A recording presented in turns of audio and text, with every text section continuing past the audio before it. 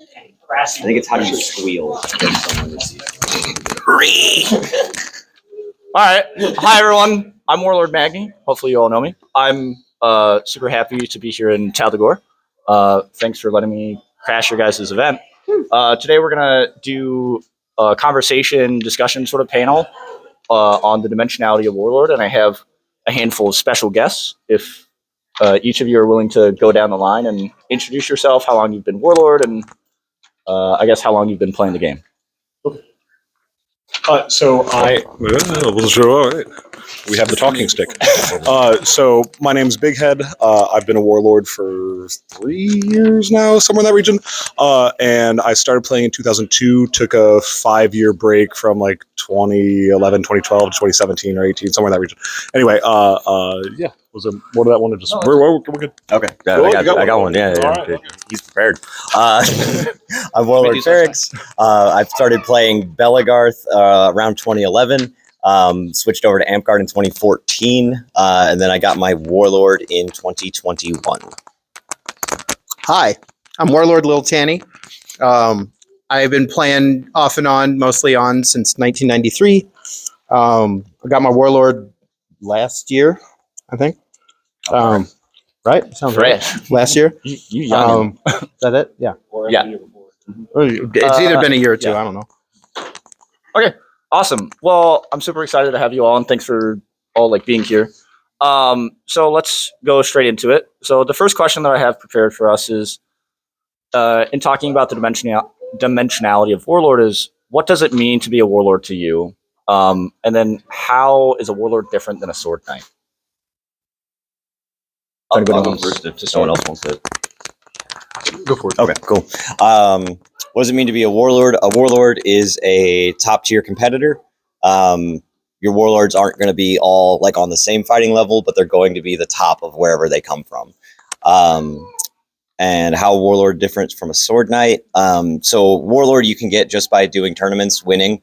The ROP is very clear on that. But then when it comes to being a sword knight, that's where you really want to. I want to see people giving back to the community, teaching, being involved in the fighting scene, reaving, or just helping run tournaments, just something along those lines. Doesn't have to be all, but something along the lines of giving back to the community is what is the difference between a warlord and a sword knight. I'll go. So what does it mean to be a warlord? I'm pretty strict to the rule book on this one. If you've won 3 kingdom level tournaments, you should be a warlord.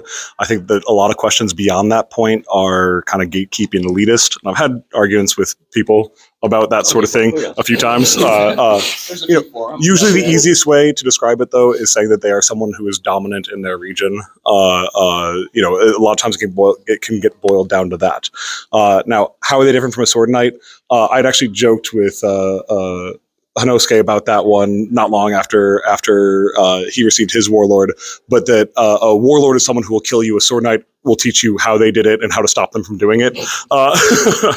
And a lot of it comes down to building up the community, the fighting culture around you. So there's more to it than that, but I think that's the easiest way of putting it.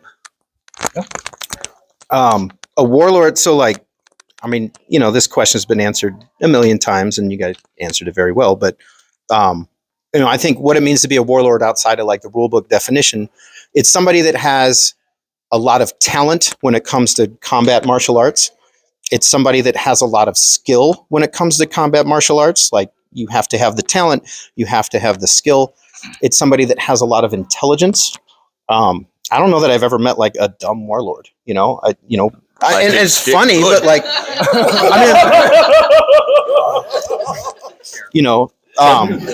No, I don't. I didn't have a comment. Got on my face.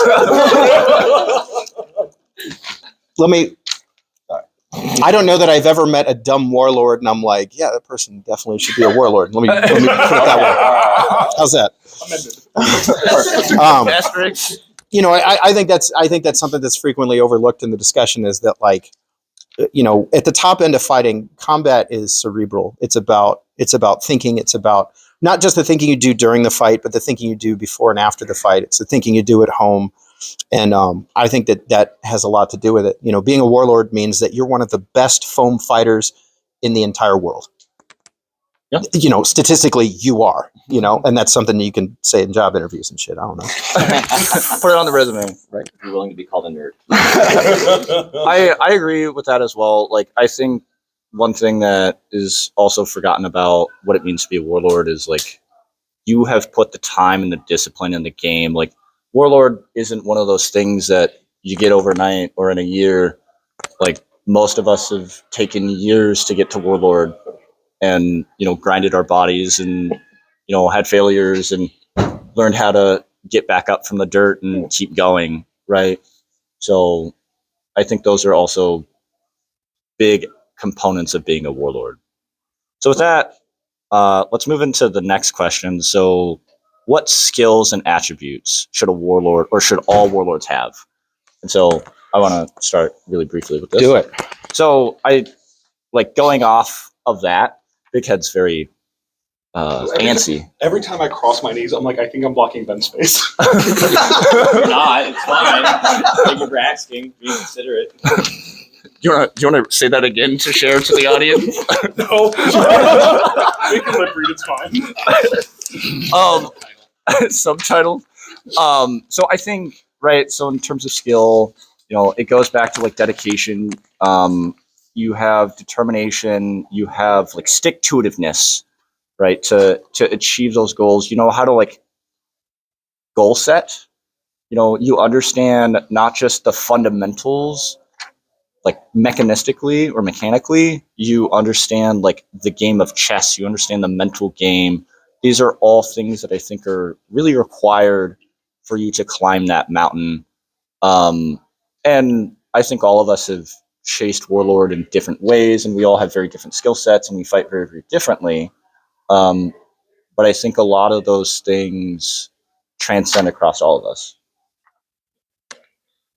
Yeah, I'll go next down the line.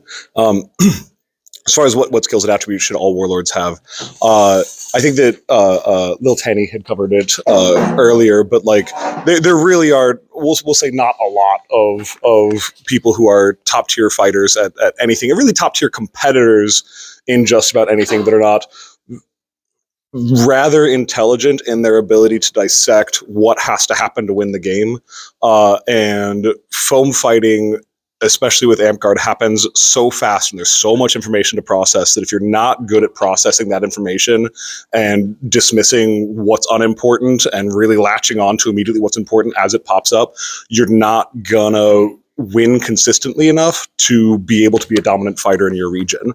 And as far as that goes, I think that there are, generally speaking, there's a speed aspect, but that's overwhelmingly comes with time in this game. You're not finding a whole lot of slow warlords either. There are absolutely physical attributes that pop in. I'm going to try to keep out of the other questions with my answer, so I'm going to stop there. It's okay to. Okay. So this is going into the next one, but like I think that also what's important is that there are very few inside the box fighters who achieve warlord. Generally speaking, people are going to take what they have been given and they're going to go, oh, this is neat. I would like to make these changes to it because it suits me personally. And I'm going to add my own spin to it. I'm going to adjust this in this way to the point that people can throw very, very similar shots in a way that appears very different to people who are able to keep track of what's going on. That it lands differently. There's some different mechanic that's involved that makes it particularly devastating for them. A lot of high level fighting really isn't like I'm throwing the coolest shot I possibly can. It's I have a relatively basic shot that everyone can throw, and I have the body mechanics down to a T that makes it so it suits me and what I'm doing, and that's why you're dead and I'm alive. And I think like going off of that really quick is like, how to adjust it in very minute circumstances for different, levels of positioning, or, where the guards is, or like what the setups were, blah, blah, blah, so on and so forth. Yeah. Sure. Again, a question that's been answered a million times, but, I'd like to think about some of the things that are outside the box in terms of like, we all think about what attributes warlords have, but, things like taking care of your body, that's most warlords I know. most warlords I know.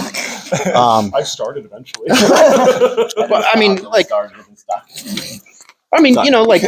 especially when in you and were out grinding, process. like you were in really good shape when you were grinding, you know, and that's Are like you something saying that Bighead is not in shape now? I will. I've gained like 40 pounds since I warlorded, so we're good. Yeah. Stable relationship, though. It's so nice. I'm so comfy right now.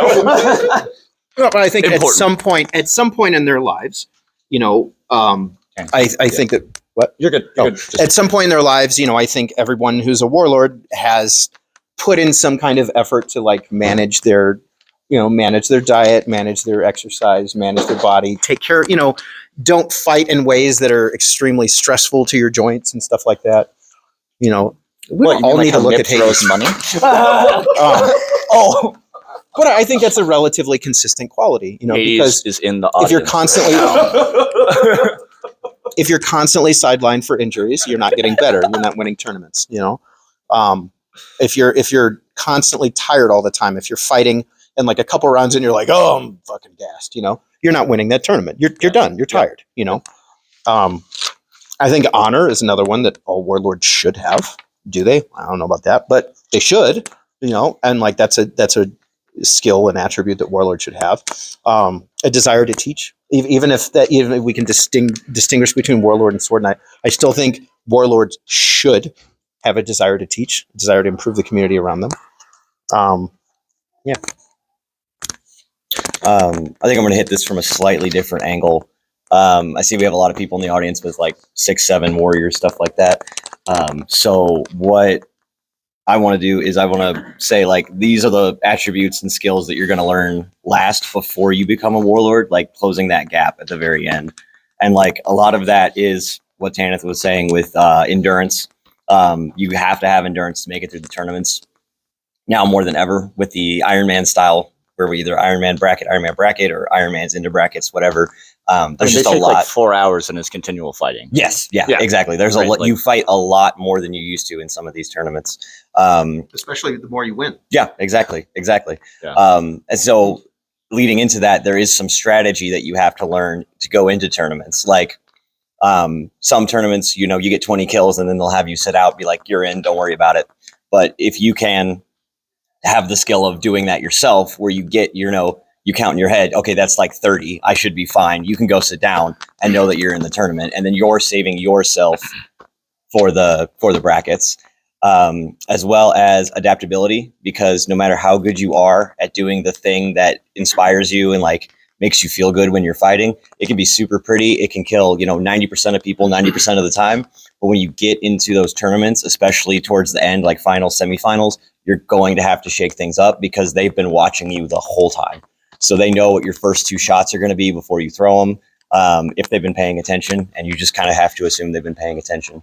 I've had the pleasure of living in the same park as these two. So like when we were all doing tournaments and things like that, we had a very deep understanding of each other's fighting styles and things like that. But sometimes you don't always get that that pleasure. Like maybe you live on opposite sides of the kingdom from the person you're competing with. So Outlander. yeah, exactly. So that ties back into Tim was saying, or Bighead was saying with you need to be. What did you say? I'm so sorry. Just rewind back. I don't Yeah, remember. you skip back. Check it. It's in the tape. So Yeah. You have to be able to process those moment-to-moment battles and adapt to what's going on at a hair's breadth, a moment's notice. Because in the end, it comes down to the seconds and inches, and especially when you're fighting against warlords and for your warlord, you need every second and every inch you can get to be able to finish that last tournament or any tournament, honestly, and get in there. I think these are all good questions or good answers. I got one thing. I got one thing I want to throw in there. Okay, yeah, go for it. You have to have a level of self-advocacy. So like you go into a tournament, right? And like, this is something I had to learn, and it was a hard thing to learn, but like you go into a tournament and let's say there's somebody that drove all the way up to that tournament from Florida, right? And they're at 2 wins. And you know, literally this happened. I feel like this is a. This is an actual story. And so like, you know, there's like a bleeding heart part of you that's just like, yeah, man, I want you to get it, you know? Yeah. But no, that is your tournament that you came to win. you know? And so like, you have to put all those like nice guy feelings aside of like, I want this person to win. I'm so excited for them. And like, because you're going to beat them, and then you're kind of going to feel a little shitty about it, but you have to get rid of that. You have to throw that away, and you have to be like, I am winning this tournament. This is mine, you know? Yeah.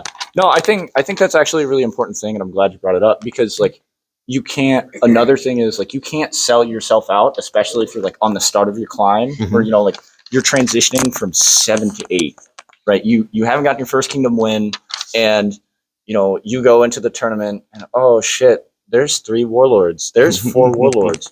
Or like in our last Polaris tournament, there was 6 warlords. Oh, wow. Like the sharks, like the waters are deep and they're filled with sharks. Deeper now than ever, honestly. Yeah, right. And so like learning how not to sell yourself out, and then understanding how to like keep your cool in all of it, especially if like you're in the bracket, or you know, you're in the pits and you're not doing so hot, you know, for the startup, right? Like we can easily all get outside of our heads, and we need to learn how to like pull ourselves back, take a moment, you know. Or if you're in a double elim bracket and you lose that first fight, that first loss is always super hard, especially if you're like going for that win. Yeah. So Yeah, real quick.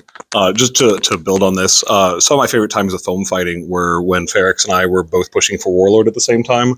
And we've got this culture pretty well developed in Taldegor, but one of the things I do really enjoy is the ability to look at someone and be like, I will be so happy for you if you win, but I am gonna murder you if you give me a moment. Like we're hugging after this fight is over, but I would very much like you to be dead at the time. Absolutely. And like, you can do that. And I don't think that the culture has always been there for that. In fact, there are a lot of times and places where that is impossible. It was completely impossible. But the ability to celebrate your friends' wins while still being like, look, I want you to be dead. I want you to lose this. But if you win, I will be partying with you immediately. Like it's a big deal. And if your kingdom doesn't have that culture, you can be a part of making that a thing by celebrating other people's success. You do not have to be a top tier fighter yet, but if you're a top tier fighter and you don't do that, you can start. It's a thing. Message. that's super important. And Everybody take note. hopefully one quick note on the self-advocacy thing. You have to be accurate in your shot taking as well. Not saying that like, obviously you don't want to slough, but like graze is a valid call. You know, rubbing is a valid call. Like Understanding what is and is not a good shot. Exactly. It's not. Yeah. And like, this is coming from a Master Griffin. Like you don't have to take everything that hits you, because graze, you know, butter, those kinds of things exist. So just being very able to decide quickly what happened. And if you're wrong, you're wrong. The Reeve will call you out on it, hopefully. But, you know, just being able to be like, okay, I think it was a graze. I think the stab didn't quite connect. I think the garb, it was mostly garb, that kind of thing. So yeah, just being able to do that. Yeah, these are all like really important things. And I'm glad it was discussed. So next up, how are warlords unique as fighters? I know Bighead already kind of touched on this. Sorry. No, it's great. I mean, a lot of these are like interconnected questions, right? I think this is one of my favorite parts about thinking about warlords and fighting other warlords. Like, we all fight really differently, right? Like, Gigantor over here is just hitting me from a mile away, right? Or only when I'm scared. Or like me, for example, like I love to get in A range. Like I love to be super dynamic and, you know, jump in and out of place, and just grind it out. And I also like fight very non-traditionally, right? Like you don't have to fight within the box to win or to be good. You probably should not. Yeah, In one way or another, yeah. And I mean, there's like different styles, like from around the country, you know, down in the Texas region where I started, you know, it's all rogue theory, right? So like we're going to do block strike and you're going to respect the timing. And I didn't play that game. And so like, I'm not going to play your game. So by not playing your game, you're going to play my game and I'm going to win, right? It's just like little things like that. And like being able to recognize those sorts of things and adapt. Like one of my favorite things about fighting and why I'm like hooked is like every fight is a puzzle.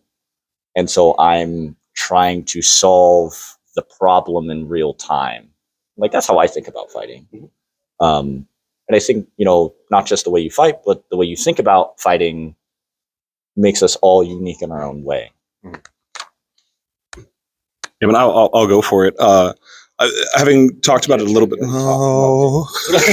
having talked about it a little bit before, I do think that the majority of people who get to Warlord also have some attribute, it sounds cliche, but some X factor that makes it so they have a better understanding either of combat or how to move their body or some combination thereof that gives them an advantage coming into the game. I don't want to sound like braggadocious or anything like that, but the things that I brought with me from other things largely were from sports that I played when I was younger. And I brought in like a strong sense of footwork from volleyball that I had played, along with a really, really accurate understanding of how to move my body through space from that. Anyone who's ever trained as a middle hitter in volleyball, like you have to move very precisely around. And if you are off by 2 or 3 inches, that's, the other team's point and you're in the net and like bad things happen.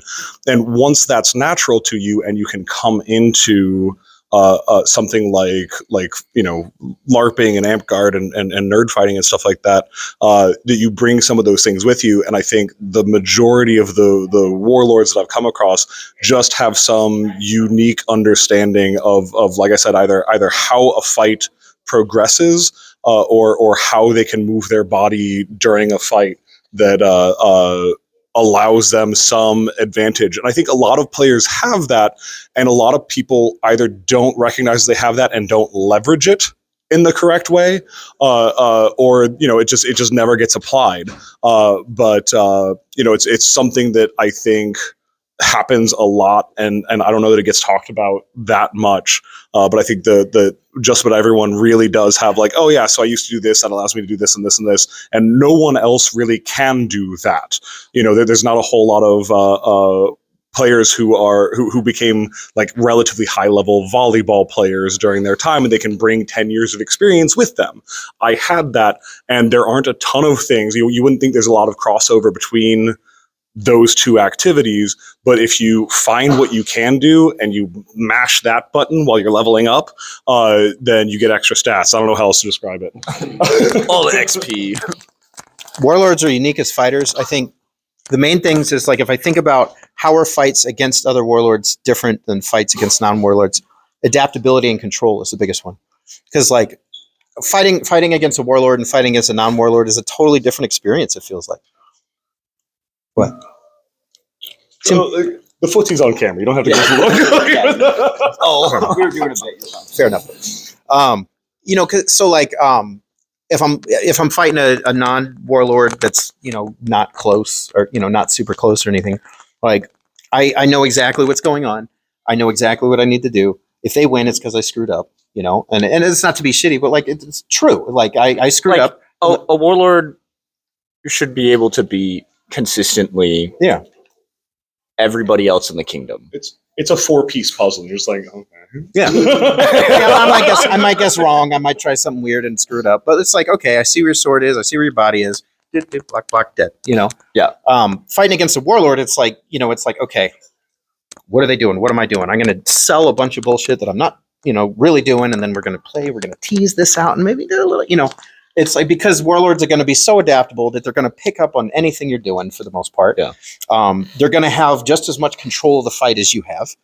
So you can't just go in there and trust that I control this fight. I control where their sword is. I'm going to win because I have it locked down. You can't trust any of those things, So I think those are the two things that really stand out to me. What makes a warlord unique is the ability to just adapt on the fly and the ability to control the fight, and control what's happening. I think going off of that, like, in the Newb to Warlord series, I've talked a lot about like building models, right, and collecting data, and like warlords have the most data, like massive amounts of like a massive data set, and we have all of these different models. And like when we're fighting other warlords, we are trying to fake everybody else's model out. Yeah. Right. And I think like newer or upcoming fighters don't have enough data, or they haven't really learned how to build the model yet. I'm gonna push back on that a little bit. I don't feel like that's untrue, but I feel like a lot of people that, especially newer to the journey, they're not engaging those data sets either. Like they go through their routines. Yeah. And that doesn't deviate a lot of times from fight to fight to fight, Yeah.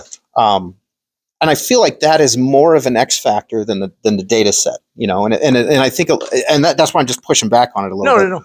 Yeah. Is it feels like a lot of times, you can fight somebody that's relatively newish, but their brain is just really fit for combat, and like they can think their way through a fight and they know what they're doing, and it presents a lot of challenge, compared to somebody that's been doing it longer but is set in that attack routine. Mm-hmm. I think that adaptability piece can exist without the data set. Maybe. I don't know. Yeah. Again, I'm going a different direction here. Warlords are unique as fighters. Honestly, just having a belt flag and being a warlord and being known as a warlord. Having swag, yeah. Letting people know you're a warlord by the way that you fight. Like, that is a very intimidating thing. I know that. Like, I remember when I was coming up and I would fight like Peter in tournaments like M-Hog and stuff like that, or I would fight Lanky or people who had been warlords probably longer than I've been playing the game, and I was like, well, fuck, I can't beat them. They have all this experience and stuff. Like, they're just people. They make mistakes. Like, they could underestimate you. Like, there's like, once you win against a warlord in sparring, you're like, okay, I can do this. There's a chance, and like that.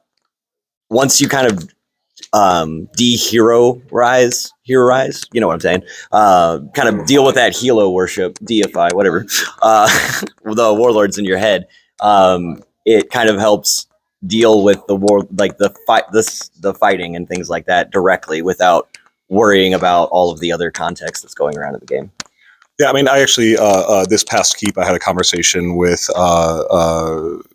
sorry, real names, Morpheus and Kil'jaeden, where one of them had a fight during the Hog Cup, and I don't remember if it was sword and board or single short, but they kept on getting this exchange with a really very talented up-and-coming fighter from another kingdom, and there were a lot of simuls, and I was very worried that they were going to get timed out and killed during that. And I pulled them aside and was just like, look, you're a warlord. You will be able to outpatience an up-and-comer because they have something to prove. You can always force them to make the first move. They will eventually, or they will pull that trigger faster, because they need to prove that they're a hero, and you got a belt flag that says that you're a hero.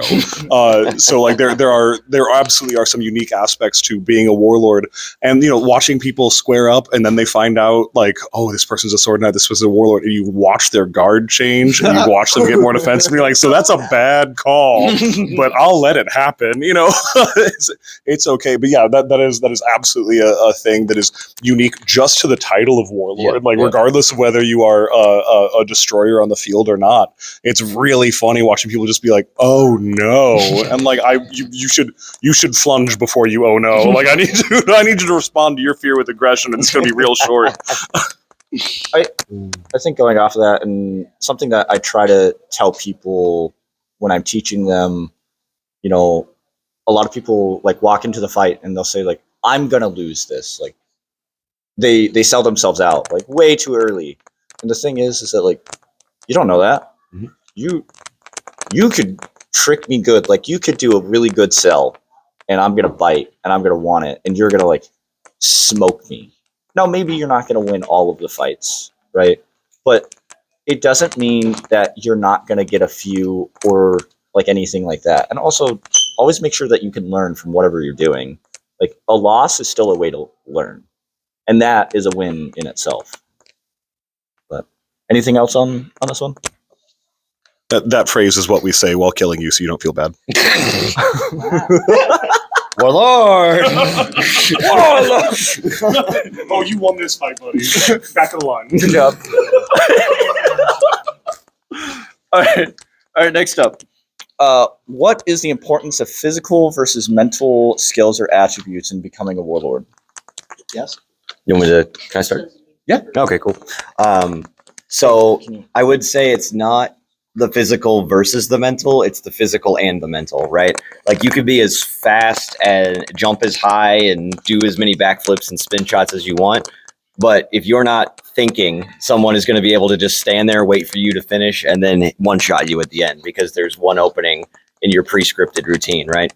Like you have to get the physical and the mental working together. You have to get that inside voice that is providing you with critique and input data sets to work with the physical instinctual motion of throwing a shot, right?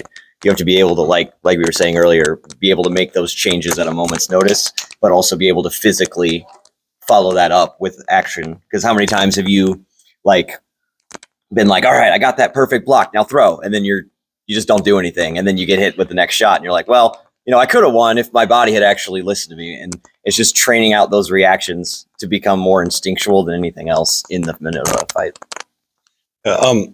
For me, this is something I've talked about a few times, but it's always a fun conversation, is that I think that there, for a lot of ways, one will lead into the other. I mean, like as has been noted, I'm a reasonably tall person.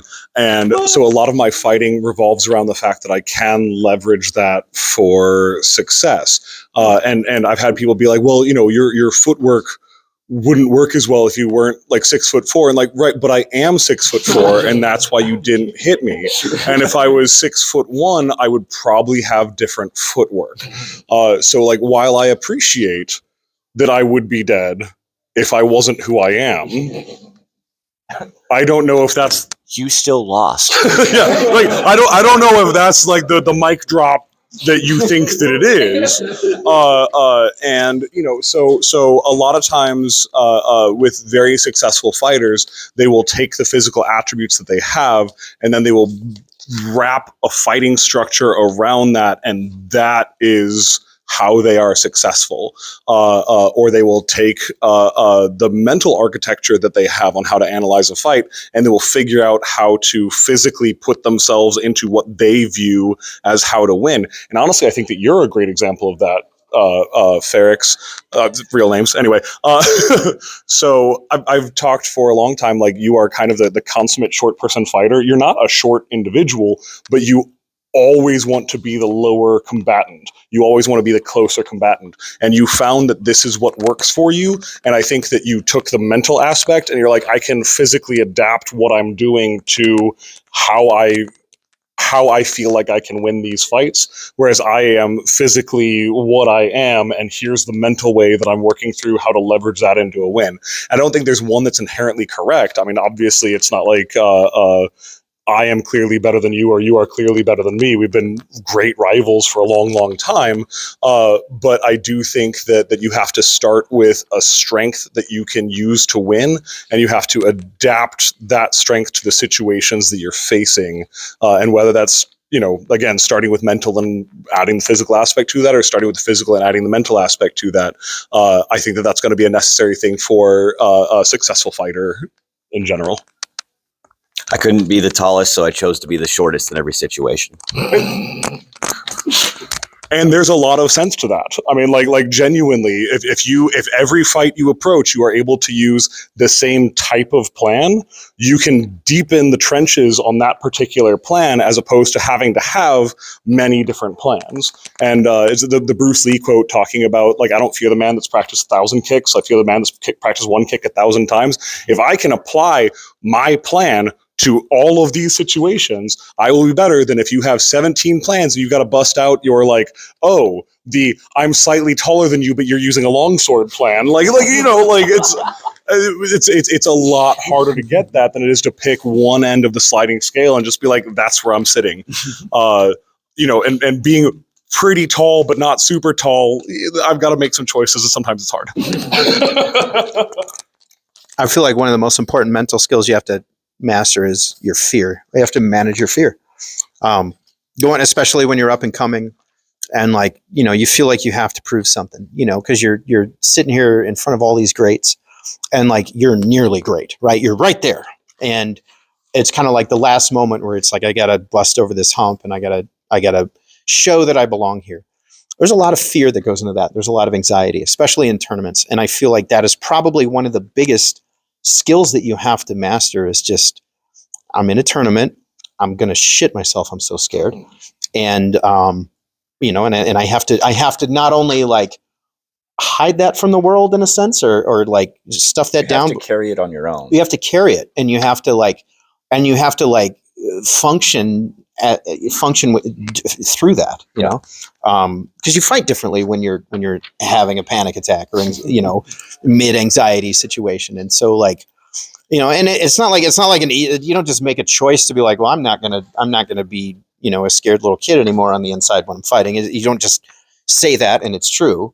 Like you have to put yourself in enough situations where you're fighting and you're grinding and you're in tournaments and it's like 1-1 and you're about to win and then you lost and then, oh God, and you have that moment, right?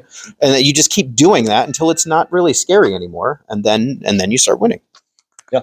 I mean, like that kind of gave me flashbacks to when I was on my climb and like, it's the week before a tournament and I'm like, my anxiety level just like slowly builds up. And like the night before, it's like, I can't sleep because of how pent up and like how much energy and of my being, the amount of my being that is being diverted to this event that is like a make it or break it tomorrow. Like that last win is like, you know, it.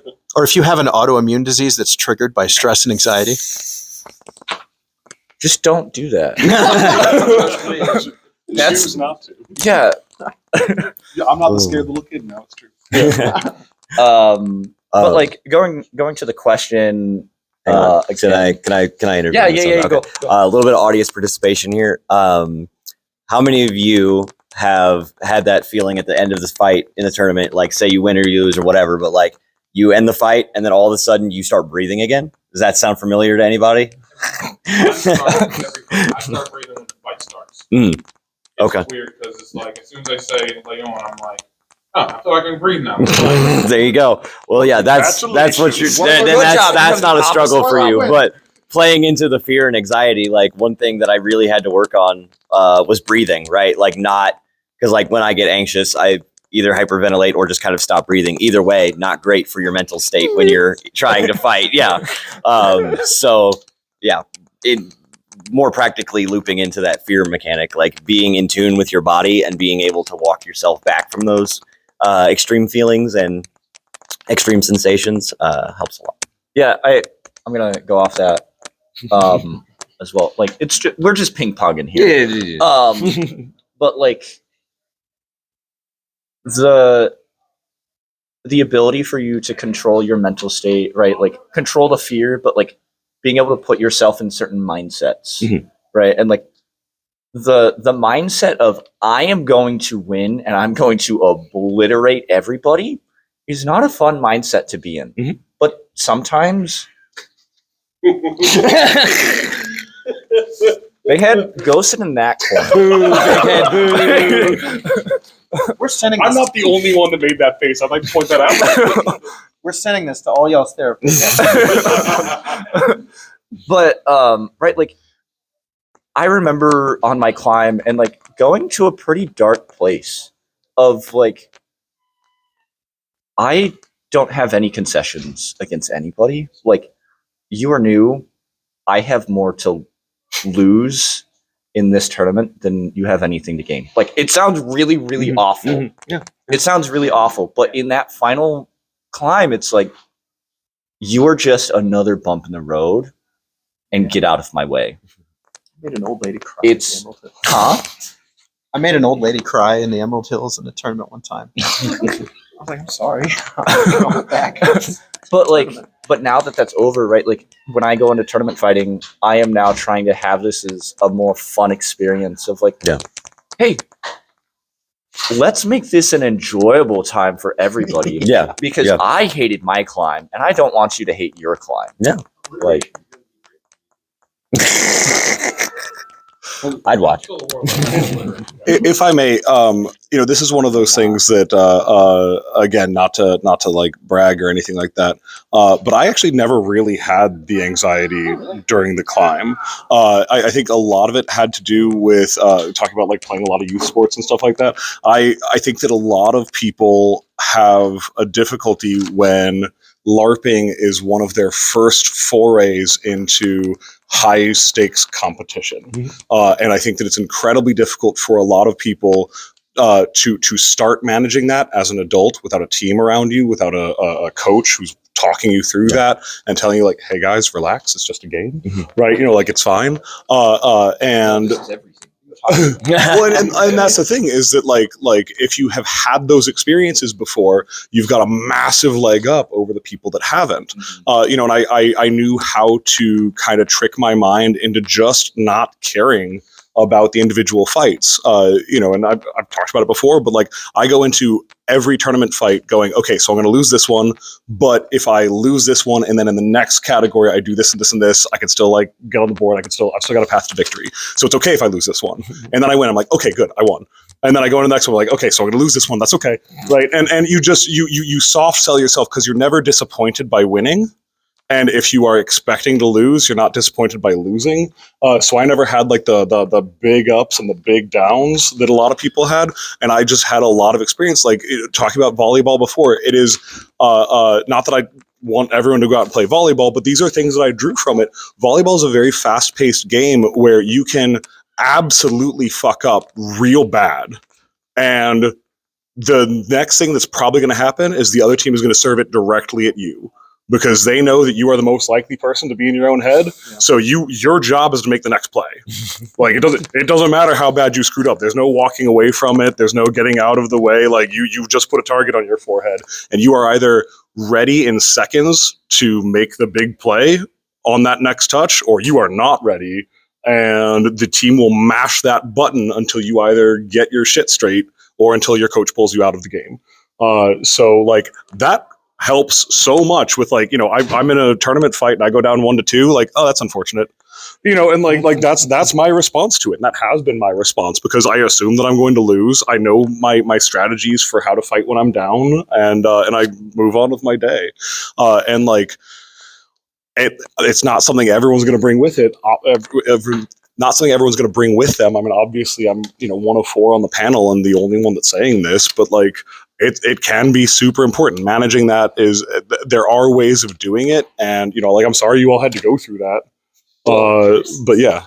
I think really what it was for me is that the opportunity to win, right, or like get the W is rare, right? It's once every 3 months at most, right? Or once every 6 months. Like I was doing my PhD during my climb. Like I didn't have a lot of time initially, and then eventually I was just like, I'm fucking done with this. I'm just gonna get my warlord, and then I got it. And it was Warlord. Like Dr. Warlord, PhD, super villain. But yeah, I definitely was able to like manage everything when it was coming up to that, but I was so opportunity limited that each tournament was very high stakes. Which I do understand that, but even with a high stakes thing, you can relax if you have the mental skill sets to do it. You can relax and just be like, look, it'd be great if I win tomorrow, but like also if I lose, there's gonna be another tournament. And you can go in and just go like, look, I've prepared as much as I can for this, and worrying about it isn't gonna make me fight better, so I should probably relax about it. And I say it as though it's easy. You either have had the experiences that allow you to do that, or you have not had the experiences that allow you to do that. I happen to, and that's I just think you don't hate losing enough. Yeah, you need to lose more. I've lost a lot at a lot of things, and that's fine.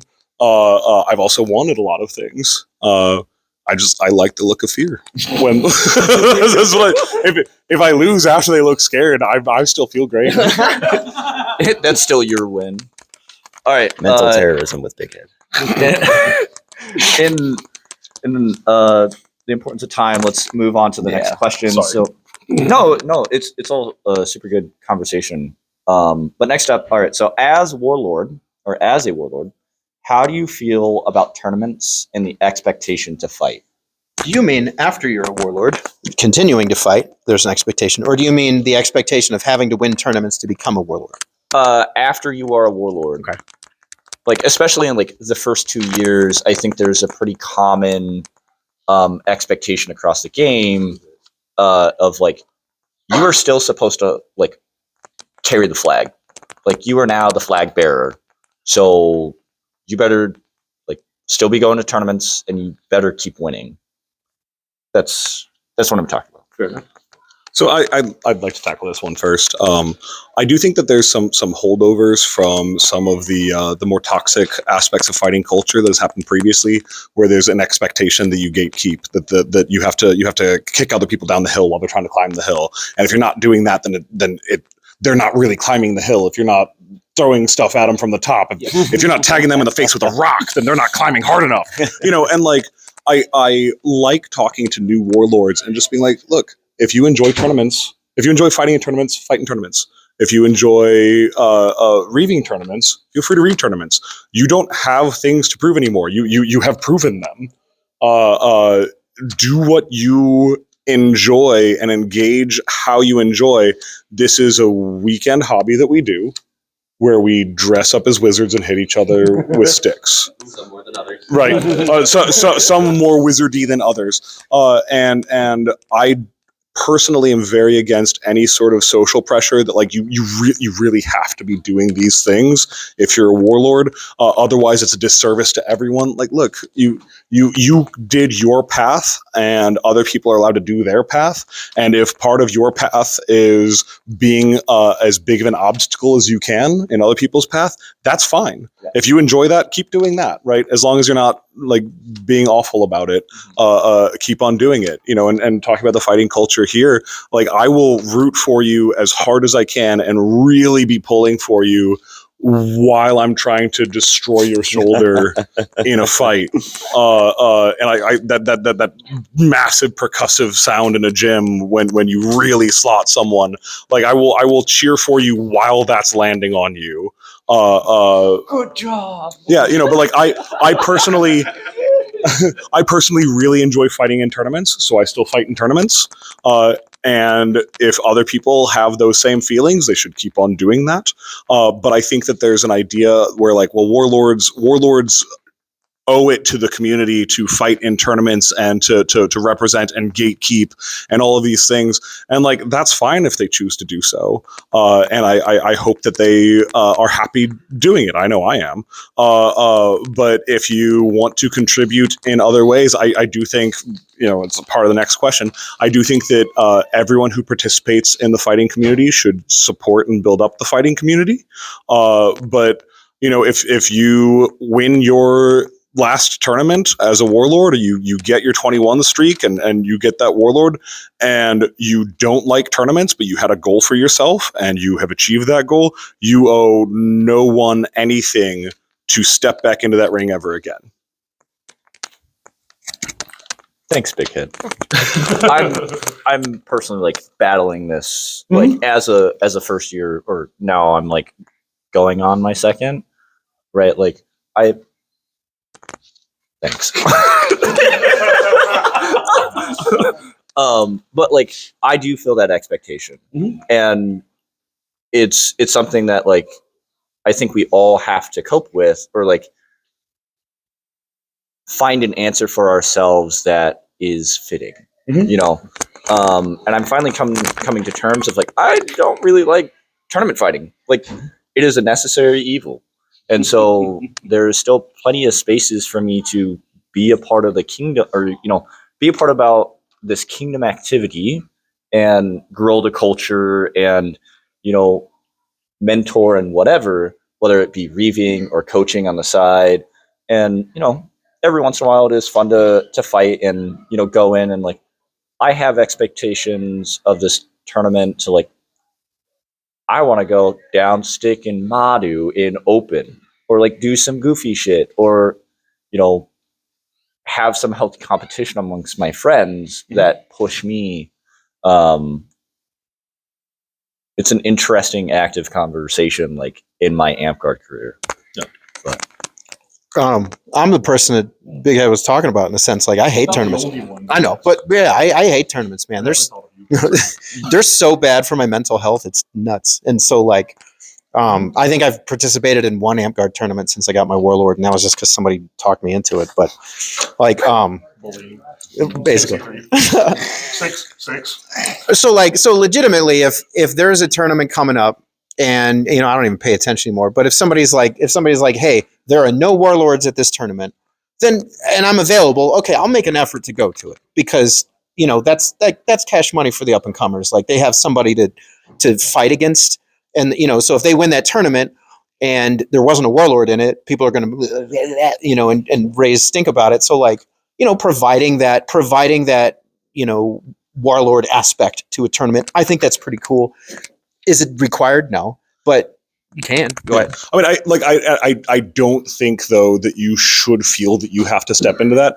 If you don't like doing a thing, and people are like, "Well, there's no warlords here." That's when I talked about what is a warlord. That's why I stick to the rule book. Look, if no one better than that person shows up that day, they were the best person that day. I don't care who else showed up. Yeah. I wish that question would go away. Yeah.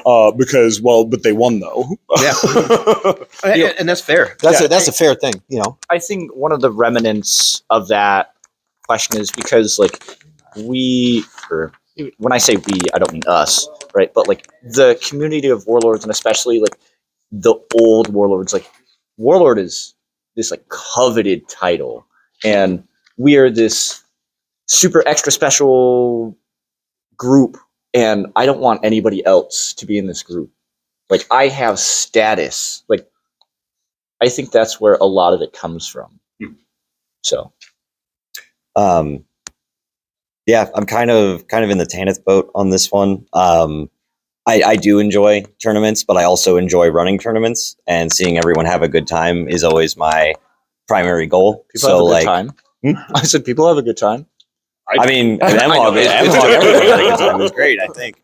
Anyway, so I will continue to participate in tournaments. It might not be as a fighter, it might be as a reeve or as a runner, but like I will continue to keep that culture going. And if I am the only warlord present, or if no other warlords can make it and I will be there. A lot of people who are up and coming, whether this is a stigma or something they made up in their own head, whatever, but a lot of up and comers do want to fight at least one warlord on their way up.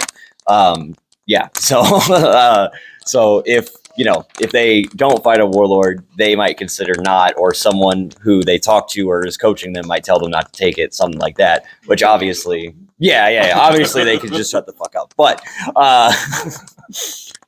the beating a warlord feels good to get your warlord, and some people want it that way. So I usually try and provide, at least we usually try and check with each other usually to get at least one warlord to most of the tournaments. So, yeah. All right. So next up, should warlords continue to fight? I mean, this is obviously we might want to skip that one and just jump to the next one. All right. So number 7, how do you feel when someone receives their warlord and then abandons the fighting aspects of the game? Don't care. Don't give a shit at all. Whatever. Yeah, I mean, like this largely goes off of what I was saying before. Yeah. You don't owe people anything. Yeah. If someone wants to check that box off and then be like, I never have to show up again. Like, that's their prerogative. Yeah. Absolutely. Like I joked for a while. I was like, the best part about getting Warlord is the fact that I never have to pick up a shield again. Right. And like, it's a joke. Yeah. But at the same time, but yeah, it's one of those things where like, you don't have to do anything you don't want to do. There are absolutely people where Warlord is a milestone on their journey and they want to see how high they can get. Yeah. And there are people who shoot for Warlord and are like, this is pretty cool, and then they gain like 40 pounds, and like that's an aspect of things. So yeah, overwhelmingly, if someone decides that fighting is bad for them, they should not fight. This is a weekend hobby. Yeah. We play with our friends, where we dress up as wizards, we hit each other with sticks. Yeah. It's a game. Yeah. So for anyone who is a new warlord and feeling this pressure out there, for real, do engage with this game, with this hobby, in a way that is healthy for you. Yeah. And that's anyone who says differently is doing you a disservice. Yeah. Seen a lot of people burn themselves out on many different paths, just chasing awards and doing what they know will get them the next award, not what they want to do. Or, yeah. And honestly, if I was a Crown Knight, I would just retire too, because I do not want to do any of that ever again if I have to. Literally just get elected. No, I didn't. It was park level. That's local community giving back. Yeah, my perspective has changed over the years. Like when I was on my climb, I did share in the expectation of like, or the old mentality, especially like starting in Texas of like, nah, you got the bird, like you need to stick with it and everything. But now as like I've gone older and I've like done a PhD and I have Flex. hey, Dr. Warlord. Smart Right. I've But never learned to read. hey, I didn't say I was good. I could read. Like,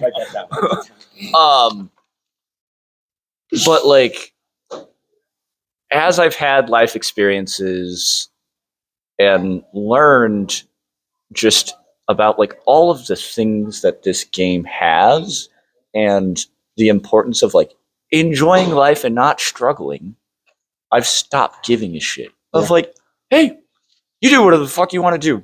You do what makes you happy, and I'll do what makes me happy. Like, as long as you're not like hurting somebody or like hurting me or getting in my way, like in a negative aspect, like I don't really care.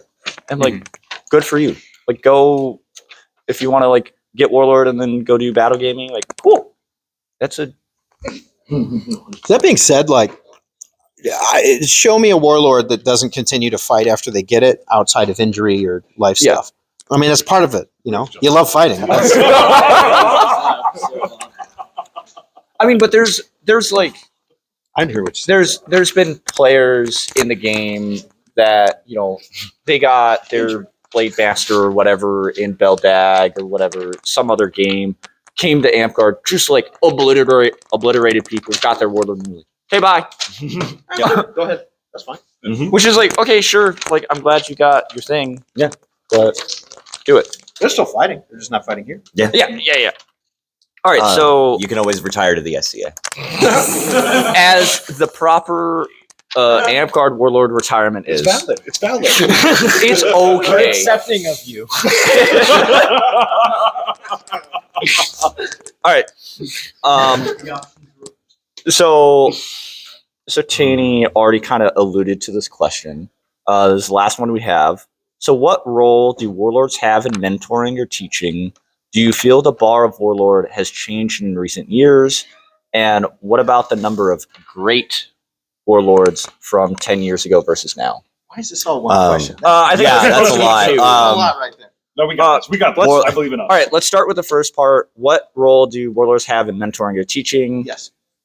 Yeah, I mean, if you're a warlord and you care about the fighting community in your even if it's just like you just teach people at park level, you don't go to kingdom stuff, like you should want to give back to the community and keep the game going for the next generation, keep the grind going for the next generation. Yeah. Like you should want to leave your own mark, whether selfishly or, just to keep the game going. Altruistically. Yeah. I'm just gonna rapid fire these. Let's break it up. No, I let's break agree. it up. All right. I agree. That's all I got. I Okay. agree. Oh, okay. I obviously really care about this as like Newb Warlord, like doing this whole thing, traveling the country, like trying to help people out. Like, also kind of in a selfish sense, when I raised the bar at Park, that in the end pushes me to be better, right? And I think, I'm sure we have all done this in some capacity of like, oh, hey, you're like just letting me blow your hip out. Like, block. Or like block in this way, or, okay, now I can't use that shot anymore. I have to think of a new creative way to get around your guard, or come from a different angle, or whatever. And that's really fun for me. So I'm always excited to teach. Awesome. Anything? Yeah, I mean, I think a lot of it's been said between the other panelists and the previous questions. I think that it's also important to recognize, though, that while warlords certainly have a role to play in teaching, you don't have to be a warlord to teach people, right? Like if you are a medium-sized fish in a small pond, you can also blow up someone's hip and then be like, "Hey, have you tried surviving that?" You Have you ever thought about blocking? yeah. And honestly, if you are a medium-sized fish in a small pond, this may be the best way for you to grow as a fighter, because you really have two choices: find a bigger pond with bigger fish, or grow the hell out of the fish that are in your pond. And teaching them how to survive what you're doing forces you to expand, forces you to adapt. It's great if you've got warlords at your park that are like, okay, so here's how you do these things. I have many years of fighting experience and can regularly translate, whatever. But also, there's nothing wrong with, you don't have to have credentials to teach people in wizard clothes how to hit other people with a stick. If you have something to add to the conversation, you have something to add to the conversation. And I have learned, I'm gonna name drop one of my best friends, but I have learned more in fighting my friend Turek than in fighting almost anyone else that I've ever gone against, from just years of going against each other and having a tough combatant who for a long time did not think while fighting. and honestly, having someone who reacted on pure instinct let me really hone how to use someone's instincts against them, and that has applied to an enormous amount of things. And then you learn, okay, so how do I use someone's thoughts and plans against them, and you can kind of build that up. But most of my favorite shots I actually threw for the first time on Turek, and was like, that was really good. And we pause and can I real quick? So right. There's something magical, and I would like to find what it was before we move on to the next bout. And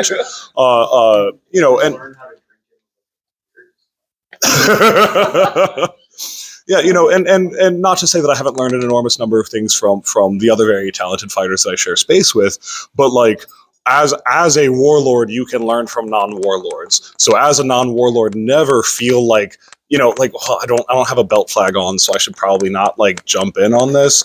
If you got something to say something. And sometimes people are like, okay, thanks, and then they'll continue on. And sometimes be like, I had never thought of it that way. Yeah. Okay, that's cool. But I've absolutely learned from all sorts of people who have fewer, pieces of paper that say Order of the Warrior than I have. That's fine. I think one last thing I want to add to this is that one thing that I've learned throughout my PhD is... I'm not going to do it this time. I apologize.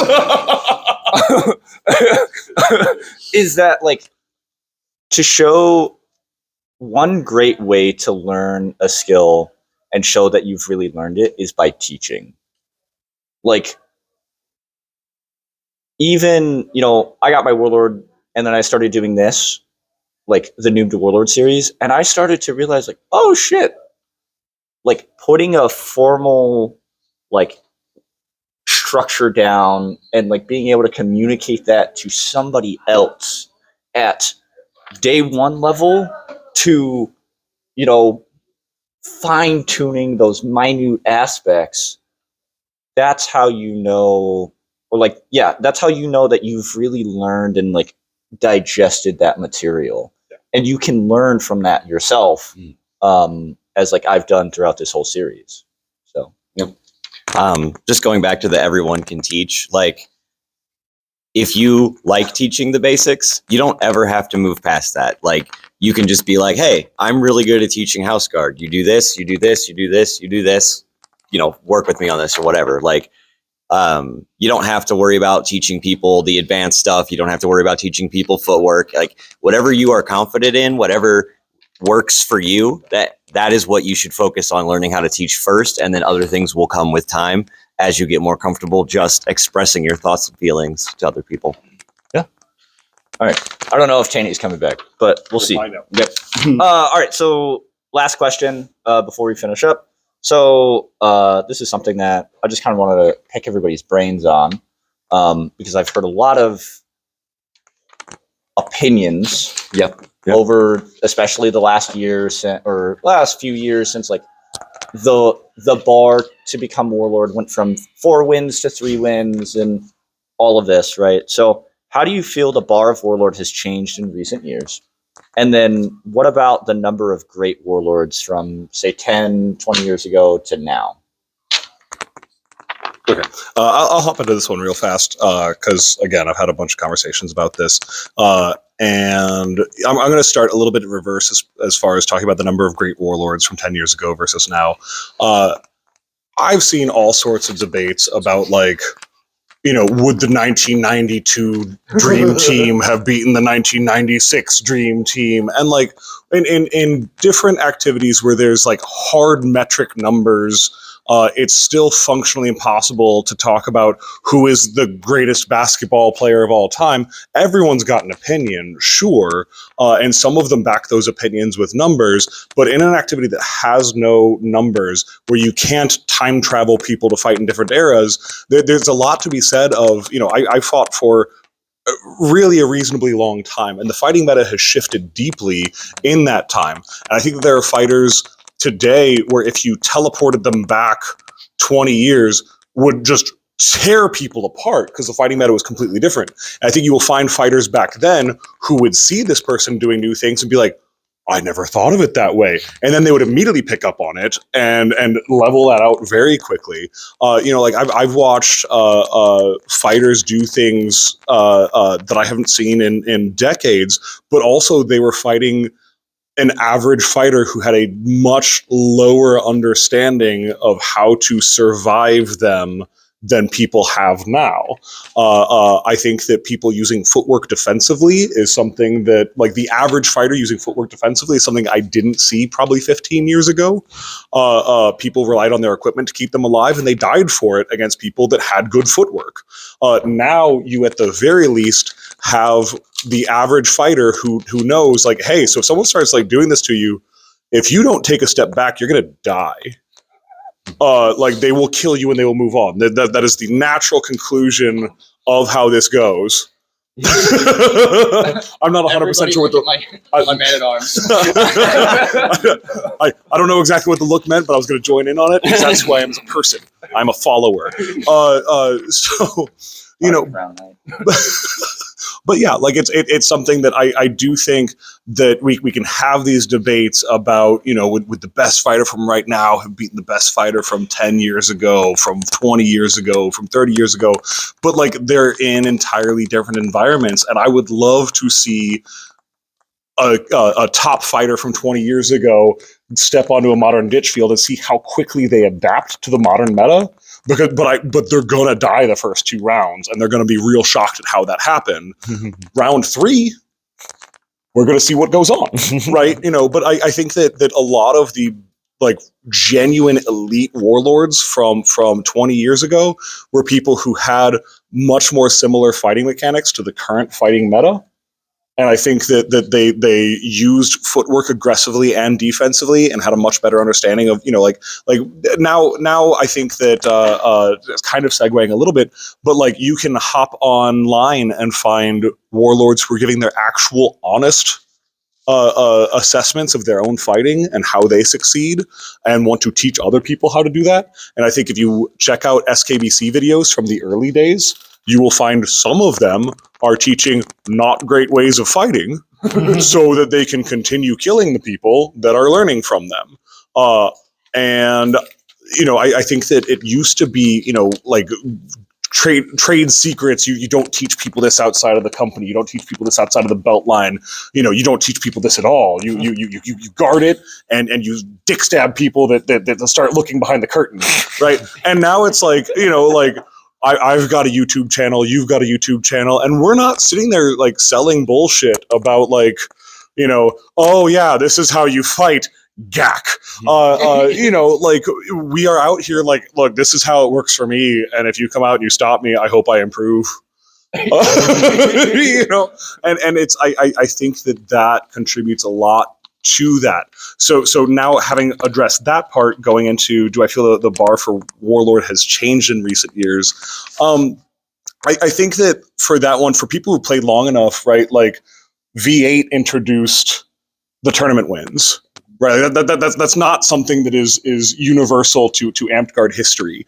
You used to have to streak 21, and that's how you warlorded. And a huge number of sword knights weren't warlords because different kingdoms were like, well, so if you have the weapon master, if you've won weapon master and you have the defender title, you're eligible for sword knight. Right. And V8 came and changed the standardization for that. And then they were like, so 4 tournament wins or, like the stair step streaks to 21 and all of that jazz. And, so absolutely the bar has changed, but I don't know that it's necessarily super easy to say when or how much the bar has changed. I do think that it is significantly easier to get tournament wins as a warlord or to warlord than it is to get streaks to warlord. And I think it's significantly easier to argue your point that you deserve an Order of the Warrior for a tournament win than it is to argue your point that you deserve an Order of the Warrior for a streak. So I think that's an aspect of it. But the whole shift of like, well, we went from four wins to 3 wins, so it's now 33% easier to warlord. And like, how many people are getting 3 wins and being like, yeah, I'm maxed out. Yeah. Can't win another one. I mean, well, but you're. Hanosuke jokingly raised his hand, but you are not maxed out at 3. That's where you're at now. You can still win more tournaments. Well, you took second in the last one, right? So, okay. Also, like real life gets in the way and stuff. Yeah, real life gets in the way. So you get it. 33% sooner, so long as you're capable of winning a kingdom level tournament, but that's not 33% easier. That's not 33% less skilled. Yep. If you can win 1 kingdom level tournament, you can probably win 2. If you can win 2, you can probably win 3. And if you win 3, you can probably win 4. We can continue that to the nth degree, and that's fine. But I think that, any sort of like, oh, well, you just got 3, people, not many, but there were people who kind of like gave me side eye about like, okay, well, you got 3 wins. And for what it's worth, I earned Warlord in a Circle of Monarchs meeting. Right.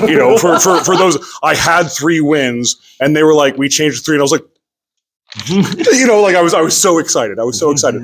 I have 9 or 10 now. It's one of those things where if you are a warlord who will continue fighting in tournaments afterwards, and I've had this conversation with people who are up and comers where they're like, I have 2, and I'm worried that if I get my 3rd and it's not like a truly elite tournament, I'm like, look, you're a great fighter. When you're at 7, no one's going to sit there and be like, but what was your 3rd? Nobody gives a shit, right? Like you're either a slayer or you're not. And if you're not a slayer, no one's going to care about whether you've got 3 wins or not. And if you are a slayer, they will be shocked if you haven't had 3 already. So as far as that goes, sure, the bar has shifted, but the bar shifted all over the place over the entire time of Amtgard. Now it's just incredibly more common to get Warlord before you get Sword Knight, as opposed to there being a much gentler path to Sword Knight than there is to Warlord. And they're kind of tied together instead of being largely separate things, So that's my really long-winded answer about it. But I think that it's important to say, like, sure, but I don't care.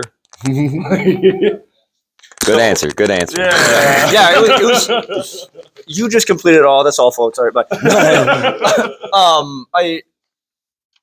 want to tackle this one a little bit, right? So, do I feel the bar of Warlord has changed?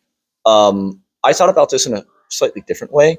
I mean, right, the 3 to 4, I agree with you 10,000%. If you can win 1, you can probably win 2, right? Like, it's just a consistency game at that point, right? Like, you already have the skill. Like, just do it again, rinse and repeat, right? But I actually think the bar to Warlord has actually increased over the years because when I started the game in 2014, the amount of resources that were available were not super there. And they were there. They were on YouTube. Go look at those YouTube videos. They're all garbage. You may be able to hear people. Good luck. I'm telling you, there are people who absolutely taught not great fighting things. You go back and look, and you will see. Go back and look, and you will see them. There are people who taught not great fighting under the expectation that people would try that out and they'd be able to kill them on the ditch field. It's 100% confident. Yeah, right. And at least when I started as well, people weren't teaching. Teaching just wasn't that big of a thing. I mean, maybe that was a locality issue, whatever. That's its own problem on its own. But I really believe that there is more information out there than ever to learn. And, especially if you live in a great place, and the change in sword culture as a whole of I am going to put everybody in the dirt for my own personal benefit and feelings and feeling strong, big head. Right. It's not that case anymore. So I think we're able to build upon each other, and that's raising the bar. What about the number of greats? So I think the number of greats, again, you already talked about this, it is hard to really compare. People talk about if Zion fought Nip today, whatever the fuck, blah blah blah. Those don't really matter.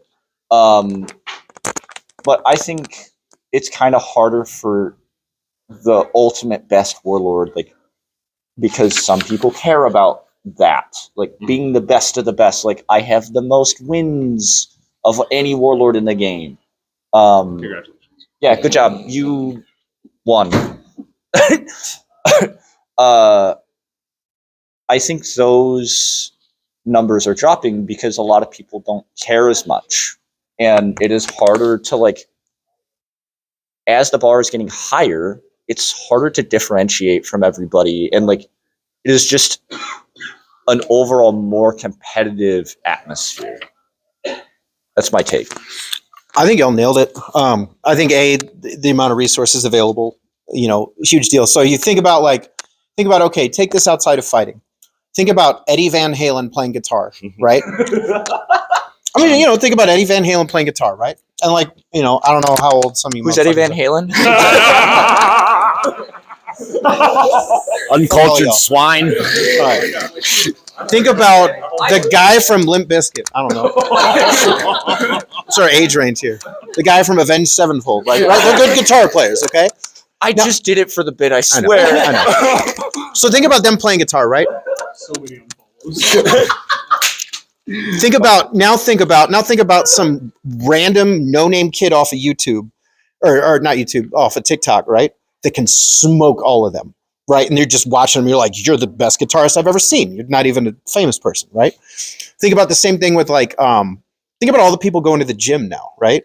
Imagine 20 years ago, it was just a whole bunch of regular looking people. And now you just randomly see a bunch of ripped people because everybody's going to the gym, and everybody has all these resources on how to properly do protein. And there's all this protein shit everywhere, and all this stuff. Macros. Right? Think about video games, where we were 20, 30 years ago with video games, and then now it's people have careers and go to Korea and shit. It's wild, right? So we live in a world where,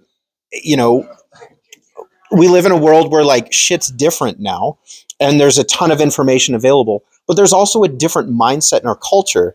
There's a mindset of it's less about being charismatic and just kind of personalitying your way into things. And it's more about grinding expertise. That's just what our culture is. And so that changes things. There's a lot less toxic masculinity in the world now, a whole lot less. And so I feel and if we talk about and so I'm going to be slightly shitty here, but if we talk about what are some positive aspects of toxic masculinity, it definitely pushed people to be the best of the best, and I gotta be the best rep shit, and that pushed people to be really good after they got their warlord. They had to, because people will make fun of them and bully them and stuff if they weren't. So that pushed people to get better. Do we need that? No. Was it something positive that came out of that? Possibly, there's just a lot of apples to oranges comparisons with all of this, and at the end of the day, I think also I think this isn't really the important question. I think the important question is, how is the bar going to change in the next 10 years? Because Amtgard is fundamentally changing, as I've cried about many times, but there's less of a focus on fighting. Warlord doesn't have the prestige that it used to have, and there's this room 15 years ago would have been packed, right? And now we got some, we got our awesome tryhards here, but the majority of the event doesn't give a shit, and and that's I think that's going to fundamentally change what the bar looks like in the next 10 years. Going off of that, just in terms of culture, look at the ditch. Uh-huh. The ditch fields are dwindling away. They're gone. And some kingdoms don't even do night ditch anymore. So weird. It's weird. It's just what it is. People don't want to play ditch. They want to go play Magic, or they want to go play battle games, or let's socialize, whatever, which is cool. That's great. People find value in that. That's awesome. But the Amtgard that I grew up in, it was you want to fight? Yes. We ditch. That's what we do. I hate you. You hate me. Yeah. This is the only time Whack, there's gonna be this many people around for me to do this. Yeah. I think that's going to be the real question is in the next 10 years, who's going to replace us? I don't know. Well, I mean, that kind of leads into what I was going to talk about, which is, there's when we were coming up, or maybe 10 years ago, the household names were Brennan, Anatole, Shion, and none of those people play anymore for various reasons. But now if I'm going to say household names or top three, it's probably Nip, Bell, Peter, maybe still, but people, as far as the top tens or the greats, there are always greats out there. It's just a matter of branding and showing up.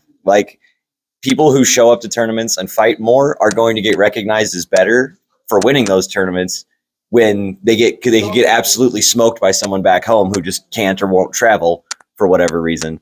So the greats is really more of a social perspective, I think.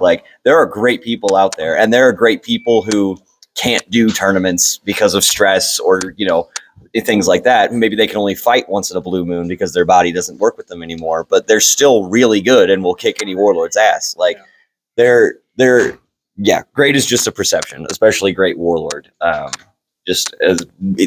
People willing to put themselves out there are more likely to be seen as great, whereas, skill level is all relative. Yeah. No, I will say to answer my perspective on Little Tanny's question, talking about what is the next what is the next thing. Obviously there can't be a complete answer on that one, but I will say that one of the shifts that I've seen in recent years that I think will continue is the hyper specialization of fighting style, and in regards to the changes in fighting culture with there being a lack of ditch, is you have people that are pushing to be great fighters aren't on the ditch field. They are sparring off to the side, and they are specializing in one-on-one fighting, and they are learning how to do that as well as they possibly can. And I feel honestly one of a dying breed, where I was a ditch fighter first, and I had to adapt what I did on the ditch to be successful in a tournament format. Yes. And and I've had this discussion with you, Farix, for sure. But the last piece that had to slot into place for me to start winning tournaments was that if I'm in an exchange with someone and they hit me in the head, that I can stop and say, I'd like to reset, right? Because on a ditch, one moment, on a ditch, right?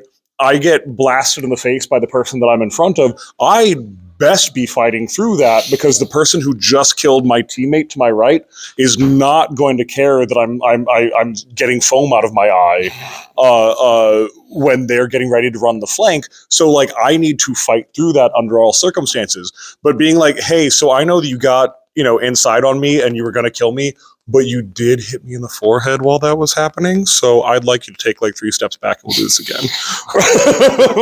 Right. And that was difficult to drag around. You have to very consciously fight your first instinct. And, something, if people watch me fighting, you will see that even in tournaments, when I land a kill shot, overwhelmingly, I drop into a position to be ready to continue the fight. And there's positive aspects of that for if my opponent is cheating, right, that I'm able to continue the fight there. But there's a distinct difference in martial arts, including LARP fighting, between tournament martial arts and street fighting martial arts, which ditching is the street fighting of like Amtgard, right? My goal is to hurt you as much and fast as I can while not getting hurt back. And then I'm going to hurt your friend. And if your friend's friend is still around, he's going down too, right? Whereas you see like Taekwondo tournaments where 2 people are, single legging and like trying to inch forward and like, gotcha, and like in a street fight, this means nothing, right? And you have these hyper specialized tournament styles where like, look, once my sword touches you, it doesn't matter how available I am to block the next thing, because you don't have friends. You don't have anyone else interfering with this. The fight's over. And the fact that I am doing a handstand or a headstand while this wraps up is totally irrelevant to the fact that I got a W and you got an L. Yeah. And I think that that's the trend that we're seeing. And it feels weird as someone that, again, grew up on the ditch fields and honed all of my fighting there, that, yeah, you're seeing that now where great fighters aren't ditching. Yeah. Sorry. Just a thought with that is like, if you put all of your points into that tournament basket, which is very much what I did, ditching becomes a very frustrating exercise because you're trying to fight the one person in front of you.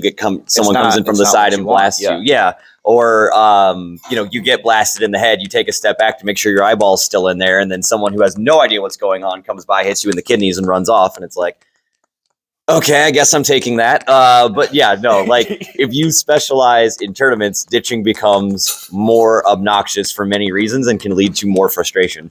So like it took me a while because I started in Bell, so there wasn't a whole lot of tournaments, but then came to Amtgard, focused on tournaments, and then learning to switch my brain between ditch and tournament mode was one of like basically the reverse process of what Bighead went through. I would take my time. I would, be very frustrated when things weren't very like orderly and stuff on the ditch. But like if you embrace it as a team fighting exercise and, like Tim said, I'm going to kill you, I'm going to kill your friend, and then my friend's going to kill you when you kill me. And like you accept the chaos and the obnoxiousness of it as something to enjoy in its own spirit, then it's a lot more entertaining. So I think, maybe the tournament fighting is making ditching more obnoxious for some people. Well, and I do think that there is going to be a shift where the elite fighters you're not going to see the elite fighters taking on packs of people at a time and chopping their way through 12 people. That's mowing bodies down. Yeah, like that is becoming less common because the great fighters are really good one-on-one. Yep. And as soon as 2 people rush them, there's like, oh, I'm not familiar with this math. It's the Princess Bride, like use different moves, like all of that jazz. It really is very different. And there are still absolutely fighters out there who look at a 12-on-1 and go like, let's see how this goes. But there are a lot of, yeah. I did teach a one-on-many class at SKBC this past year for what it's worth. So, like, I do have the credentials on this one. But like, there are a lot of warlords where it's like, look, like we're 3-on-1. I'm just gonna call dead. Like, we'll reset. It's fine. Yeah. I don't want this. Yeah, like coming from, I think we're almost done. Yeah. I think coming from like a ditch heavy kingdom and like later or like a long time ago. I mean, 10 years wasn't that long, but like I think I'm a really good ditch fighter, but a shitty tournament fighter. And like That's a thing. You Yeah. can be a warlord and be like, I'm way better in a ditch Yeah. than I am in a tournament, Like- just so you're aware. just the amount of like information that I have to take in, like it's not just you and me. It's like everybody. And like, oh hey, there's somebody on the flank, and like it's a totally different skill set. And I think the only really place that I'm able to get that itch now is battle gaming. So like that's where I'm having to transition a lot of like my time. And I mean, it's like similar but different. Yeah. But My condolences. it's for ourselves. Like, but My condolences. thanks. But yeah, like I think this is probably a question that will spark many conversations. Thanks, Tanny. And you know, maybe something that we'll begin hearing more and more about of what does the legacy of our game, where is that going to go? But I really appreciate everybody's time, taking their time out of the event to be on this panel, as well as all of our audience. Like I'm super grateful for this experience, and I'm excited to see y'all on my next installment on the Newb to Warlord series. And thanks, guys. Thank you. Yes. For real though.